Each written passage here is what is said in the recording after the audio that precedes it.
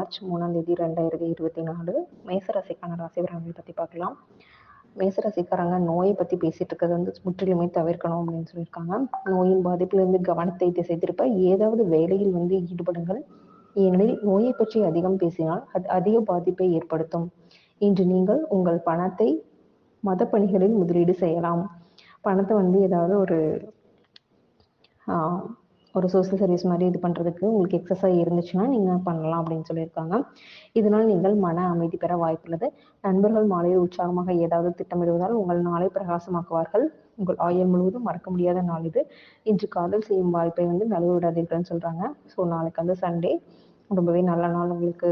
Family வைஸாகவும் சரி, வெளியில் friends கூடயும் சரி அப்படின்னு சொல்லியிருக்காங்க. உங்களுக்கு பிடிச்ச விஷயங்களை மட்டும் நீங்கள் செய்யுங்கன்னு சொல்லியிருக்காங்க. உங்கள் துணைவுடன் சேர்ந்து ஒரு ஆர்வத்தை தூண்டும் விஷயத்தை செய்ய போகிறீர்கள். உங்களுக்கும் ஹஸ்பண்டுக்கும் நல்ல ஒரு ஹஸ்பண்ட் அண்ட் ஒய்ஃப் 2 பேருக்குமே வந்துட்டு நல்ல ஒரு ஒற்றுமை இருக்கும் அப்படின்னு சொல்லியிருக்காங்க. உங்கள் நடத்தை எளிமையாக இருக்கும்போது வாழ்க்கையில் எளிமை இருக்கும். ஸோ சிம்பிளிசிட்டி ரொம்பவே நல்லது அப்படின்னு சொல்லியிருக்காங்க. அண்ட் பரிகாரம் வந்து கர்ப்பிணி பெண் அல்லது தாய்மார்கள் வந்து மனசை வந்து புண்படுத்தாமல் இருக்கணும். நிதி நிலைமை எப்பயும் போல நல்லாவே இருக்கும் அப்படின்னு சொல்லியிருக்காங்க. உடல் நலத்துக்கு வந்து 1 ரேட்டிங்கும், உடல் நலம் கொஞ்சம் பாதிப்படையும் அப்படின்னு தான் சொல்லியிருக்காங்க.